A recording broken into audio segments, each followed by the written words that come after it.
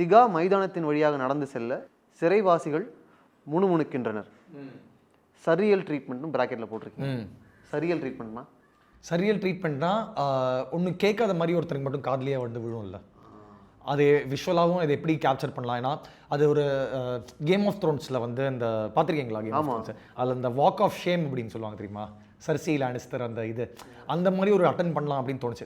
ஒரு ஜெயிலே ரொம்ப தாதாவாக இருக்கிறவர் எல்லாரையும் இவரை சும்மா எட்டி பார்த்து அசிங்கமாக பார்க்குறதே வந்து அவருக்கு என்னவா உறுத்துது, அதை கேப்சர் பண்ணோன்றது டிலீட்டட் சீன்ஸில் அது போயிடுச்சு. ஏன்னா இந்த சீனே ரொம்ப ஸ்ட்ராங்காக இருந்துச்சு, அவரோட மனநிலை அந்த ஊசல் என்னவா இருக்குன்றதுக்கு இந்த சீனே ரொம்ப, அதாவது இதுக்கப்புறம் வந்து அந்த டைலாக்.